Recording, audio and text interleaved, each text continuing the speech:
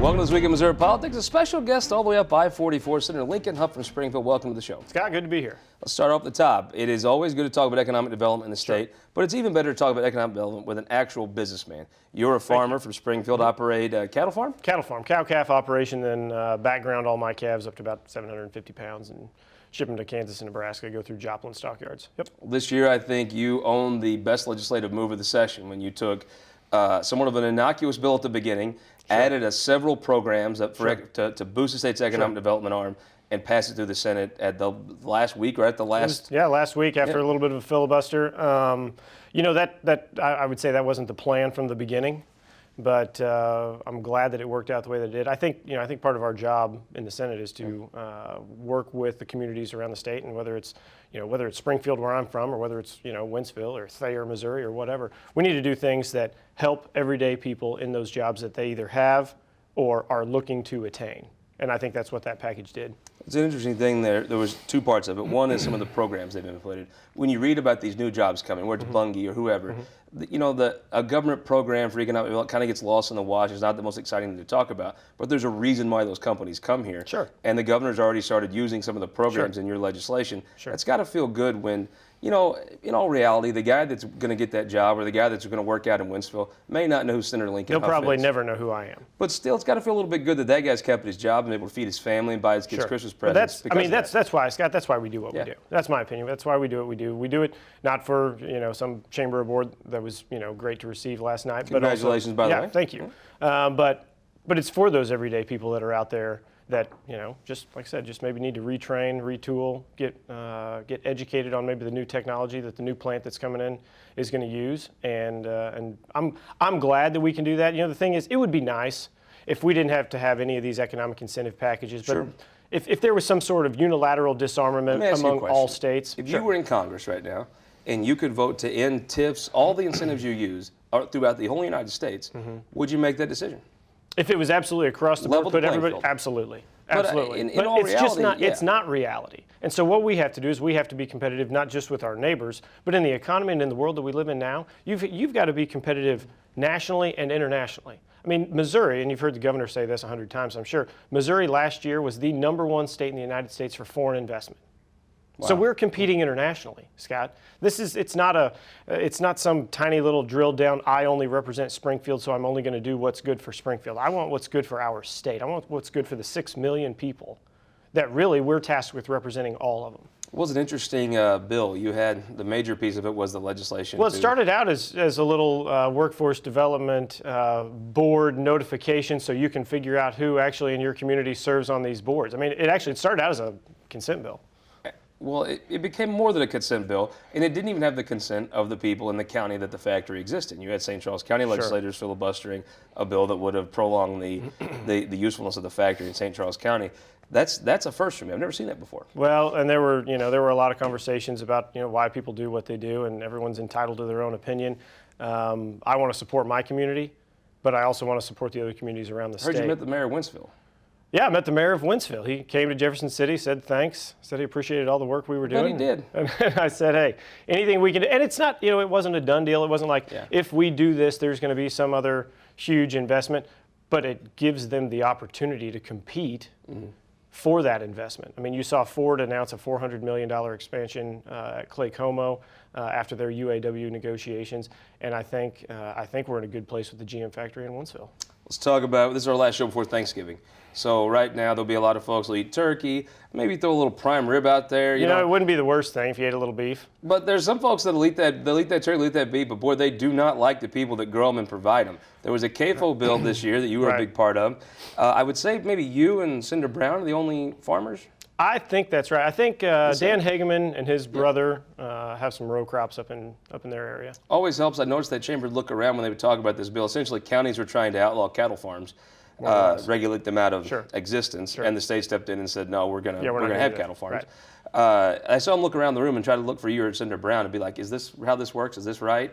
That's I guess when you actually are talking about things you do all day, every day, gives you a very different view of the situation. Yeah, the other occupation that I hold, I generally don't have a suit and tie on.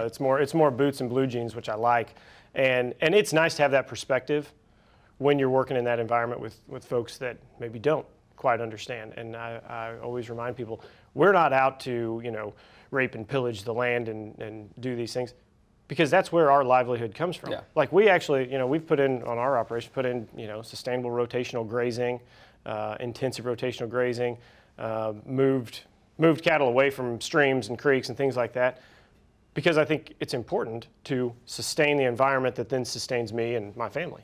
Let's talk about legislation. You've come right in your first year in the Senate and moved several pieces of legislation that were big. How'd you approach that? I mean, it's not normal for a freshman senator to be just this lobbing active bombs, legislatively. just lobbing bombs. And see which one hits. Yeah, right? haymakers. No, the nice thing, obviously I spent 6 years in the House, and then a couple of years you came down to Greene County and did Show Me Missouri, which I think is a cool program that you're doing around the state. Whenever I was a commissioner, you came down. And then now back in the Senate. So one, I think the background in the House helps, because you actually understand the procedure and the policies and the way to move things through. The other thing is just relationships with people. It's nice to have, obviously Elijah Hart is the Speaker of the House. He's from Springfield also. He and I have been friends for a long time. When you have longer term relationships than just walking into a building, meeting someone for the first time and saying, hey, you got to trust me on this. Like, I know what I'm doing. This is going to work. And people are always kind of leery just in general. It's like us, used car salesmen, and I don't know what, maybe insurance people. Probably the media, but yeah. Maybe the media. Let's talk also, though, your this upcoming session. What's going to be the issue people are talking about? It looks like you accomplished so much 2 years ago. Now this year there were several big things. Yeah. What's on the horizon? Yeah. So the good news, I think we're taking this year off. Oh, good. It's election year, so yeah, exactly, right? So I'm also the vice chair of the Appropriations Committee. So an inordinate amount of my time in that building gets taken up with the approps process. The good news is right now, and again, you've heard the governor say this, but revenues are good. Revenues are not maybe as good as portrayed because they were so bad this time last year. So, when I work with our Senate budget folks, we usually throw last year out as kind of an outlier. And now, that being said, we're still at like 3.3, 3.4% growth over the previous fiscal year. So things are good. That's always a better situation for us. I think Senator Koenig and I worked very hard last year on trying to find some way to get that Wayfair bill across the line, which online sales tax. We have shorthand for all this stuff, but Wayfair is the online sales tax. It just makes no sense that you could buy something from Wayfair on the internet, have it delivered, and that person's actually incentivized. People don't like incentives. Sure. But if you actually own a store in Springfield, like a brick and mortar store that you're a member of the chamber and you sponsor a T-ball team, you have a significant disadvantage on the internet side in Indonesia. Yeah, they don't have all the overhead, all the actual literal capital investment on the ground in your community. Right, exactly. So I think that's a real issue that would be impactful. I think the fiscal note is somewhere around $90, maybe $100 million that goes back to the municipalities, and then somewhere in the neighborhood of 150 to maybe 225. We really don't know what would come into the state. Those are, that right there can help you when you're talking about a school transportation funding shortfall of $200 million. When you're talking about litigation that's happening with our prisons right now. So.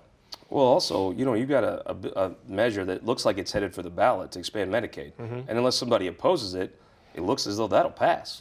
That's going to blow what kind of hole in the budget now? Somewhere in the neighborhood of 200, maybe $250 million is kind of the number that we're talking about, which, for everyone, and a lot of people that watch this show are probably a little more politically astute and understand these numbers. Generally, 1% of growth in this state equals about $100 million.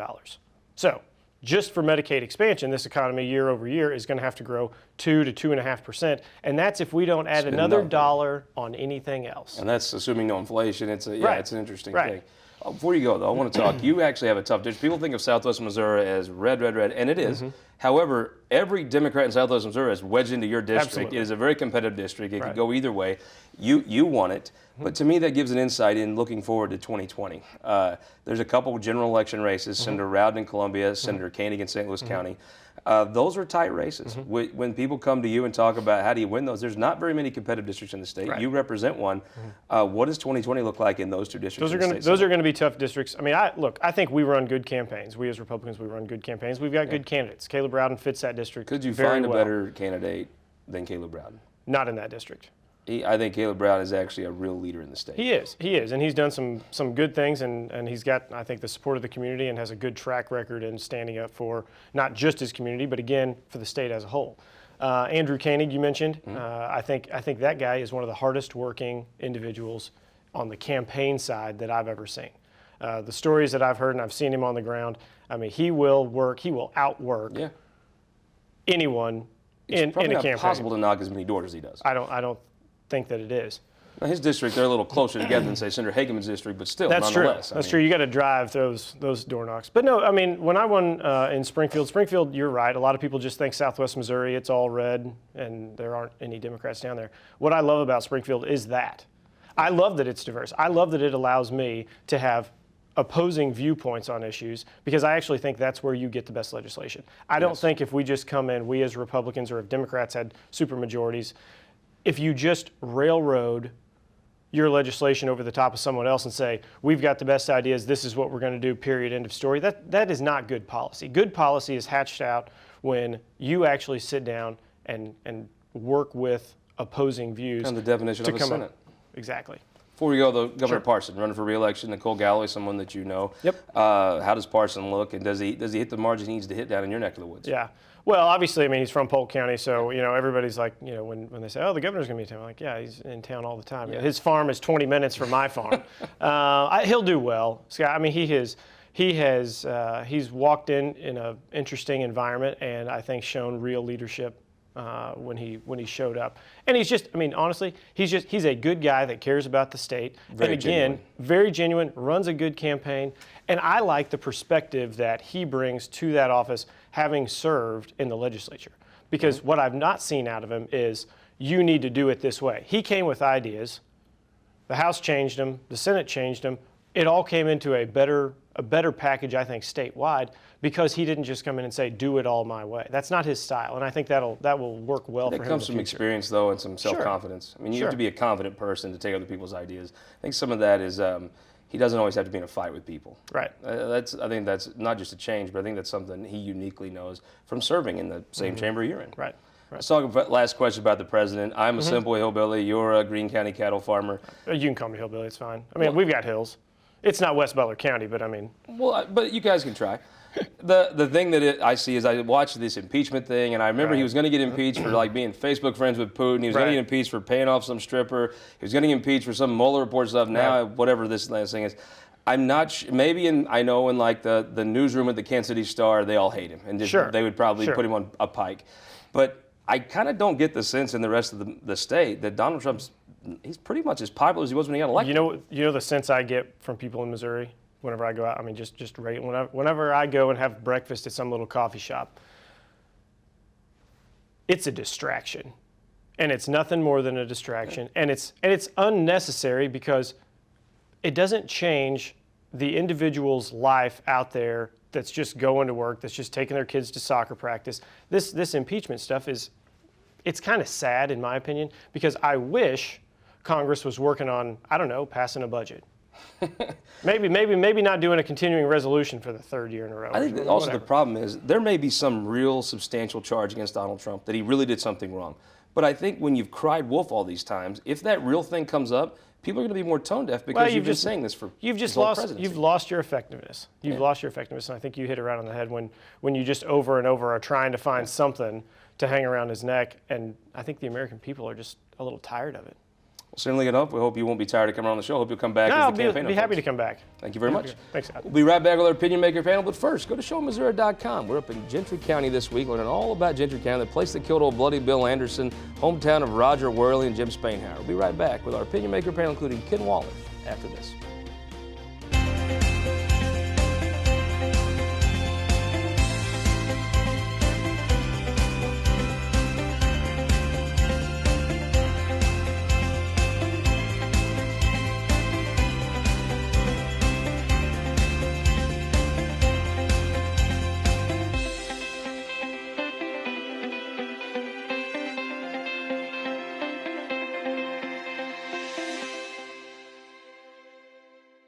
All across Missouri, our new car and truck dealers are building strong local economies. When you buy a car or truck in Missouri, you're helping to support over 20,000 Missouri families who rely on the auto industry for good-paying local jobs. You're also helping fund our communities, schools, first responders, and our roads, because dealers generate millions of dollars in tax revenue.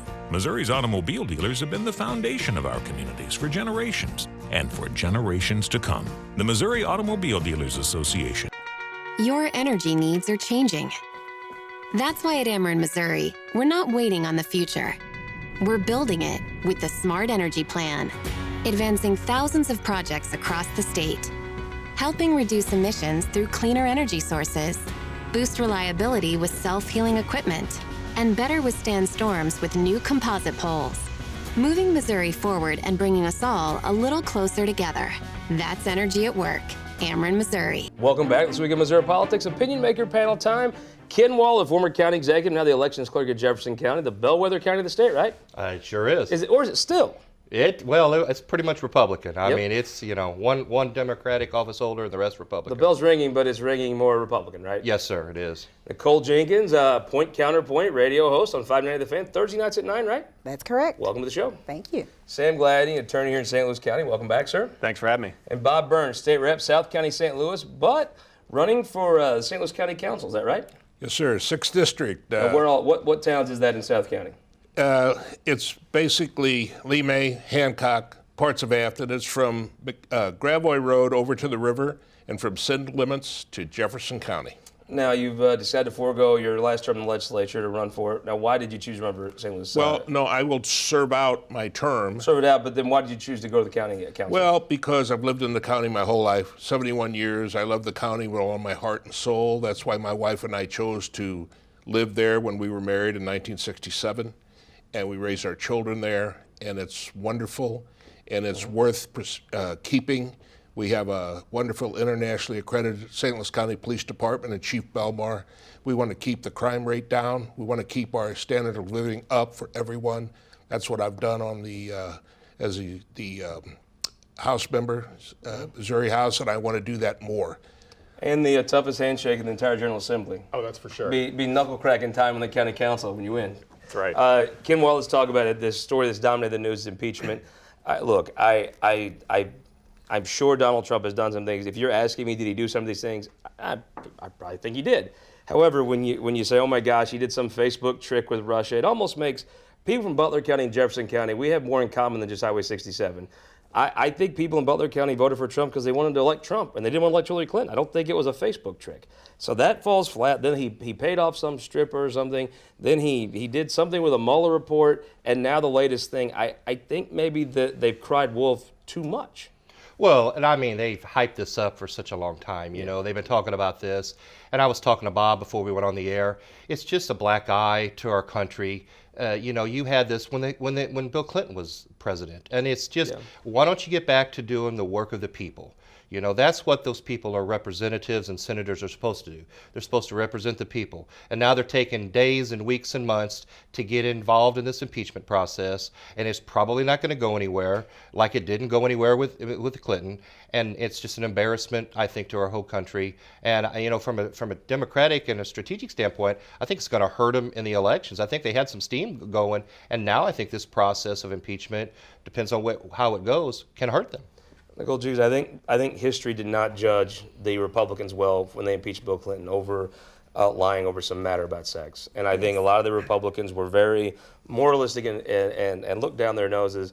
The same ones that are still around have a totally different view. It looked like that was partisan. This looks very partisan.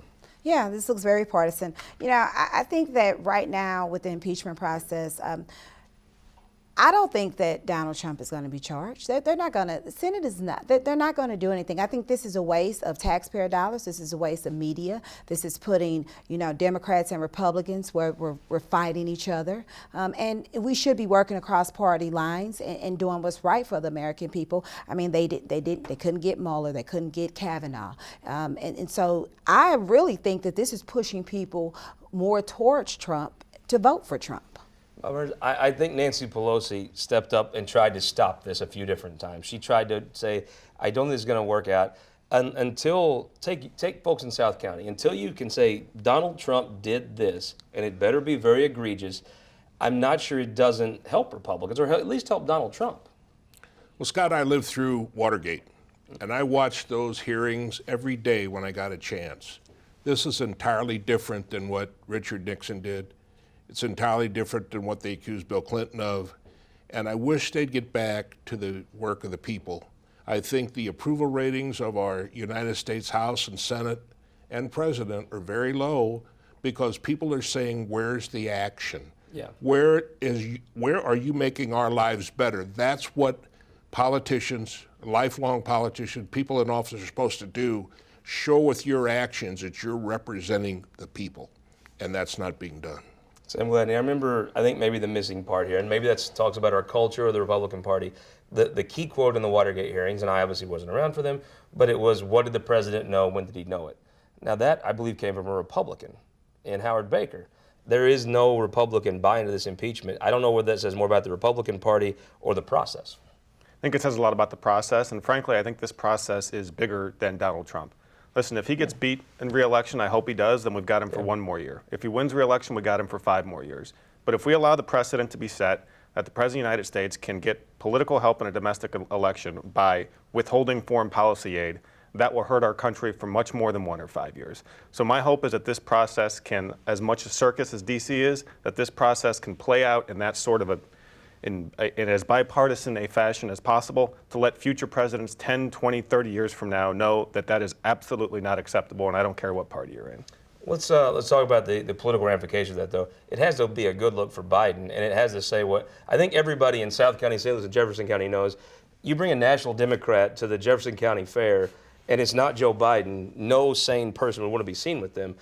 He is attacking Biden, which to me means Trump knows the common sense thing is you attack Biden because that's the one that can beat you. Yeah, well, I think what we learned last time from even the Republican primary is everybody was saying that Donald Trump would be the easiest one to beat, and he ended up winning. So I think sometimes about Jane Duker, which is great because we have the tape still. True. No, sometimes when you try to forecast who's going to be the most electable, and who isn't, those things end up not being correct. So we should let the Democratic primary play itself out, and we might be surprised. Kim Waller, if Donald Trump was on the phone trading some sort of secret military aid to get dirt, it wasn't on Joe Biden by accident. He ain't trying to get dirt on Elizabeth Warren. No, and I mean, you look now, you have Bloomberg, the former governor of, I believe it's Massachusetts. I can't remember the guy's name off the top of my head, but you got these people that are wanting to get out there, and you know, it's a free-for-all on the Democratic side, and I think they realize that I don't believe Biden can beat him, but that's just my opinion. But I think you're going to see a free-for-all, and you got that presidential primary come up in March. You know, and then you got, of course, the primaries in August. You've gotten swing votes. You've won Jefferson County when that bell wasn't dinging. Correct. Republican. I think if Joe Biden comes to Herculaneum, people would actually want to meet him. I'm not sure that you take a Nicole Galloway, would she be within 50 miles of a Bernie Sanders? A socialist in Herculaneum is just hard to get my head around. Right. You know, I think that it's going to be very interesting, Scott, of what's going to happen. Prediction time. Does even one Republican House member vote to impeach President Donald J. Trump with what we know now? I don't think so. And I think that's what got President Nixon. The Republicans decided he was wrong. They were going to impeach him. And I don't think you have that today. Will one Republican House member vote to impeach Donald Trump? No. What do you think? No. Don't think so. No. I think you might see one make some headlines. Could be. It won't matter. I think I saw a YouTube clip someone sent me today, and it was the final consensus that I agree with was ain't nothing going to happen. Correct. Let's talk about the governor's race, how this works. I mean, if you do have a Joe Biden, there are some ways. Nicole Galloway is not someone easily demonized. She's a very professional person, done a good job as auditor. She's the best Democrat you could probably put forward in the state of Missouri right now. But in Jefferson County, if Trump is on the top of the ticket, Parson runs not far behind, right? Well, and you know, Parsons came in after the whole Eric Greitens debacle. So anything he did was going to make the state look good. And so he's well received in Jefferson County. He's been to Jefferson County on a number of occasions and shaken a lot of hands. But he's just a good guy, you know. Yeah. He's a former sheriff, former state, you know, I think he's a senator, and I think he might have been a rep, right, Bob? And yes, so he's just likable. You just can't not like this guy. And his wife's a great first lady. You know, Nicole Galloway, great candidate. I think she has a future in politics in the future. Maybe she's a governor in years to come. Who knows? But I don't think she can beat him any way, shape, or form in this election. Sam Gladney, what's the path forward for Nicole Galloway?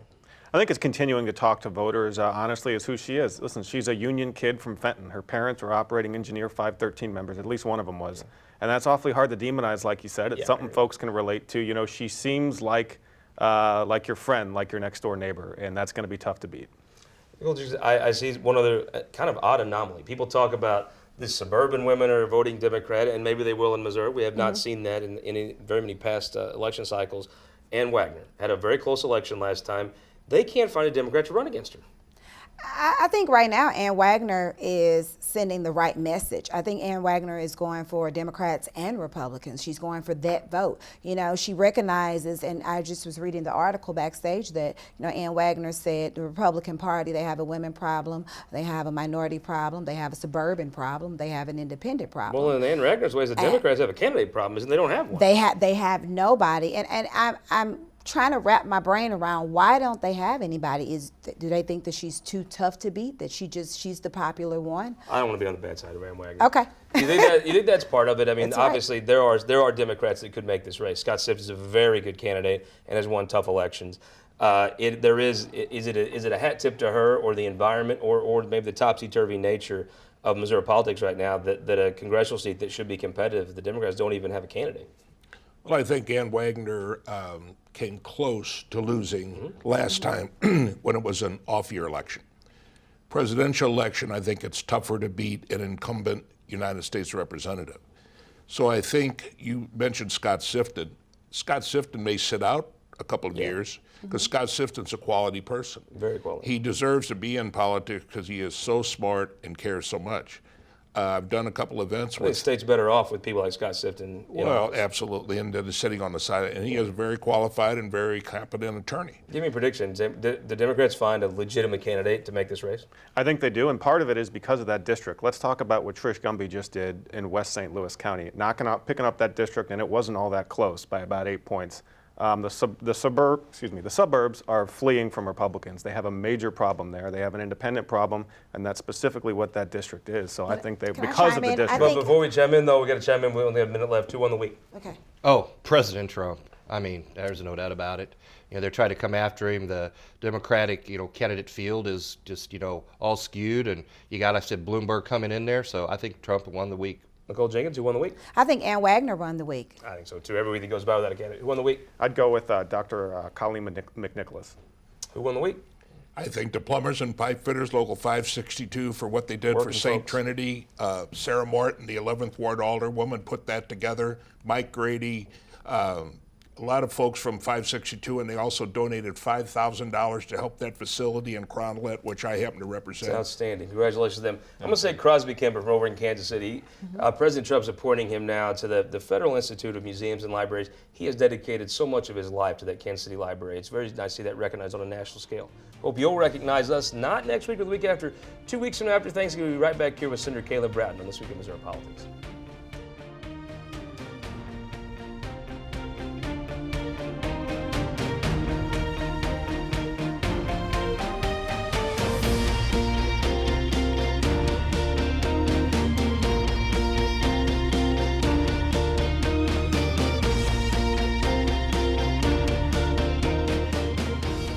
This Week in Missouri Politics, sponsored by the Missouri Association of Career Fire Protection Districts, SPIRE, and Sterling Bank.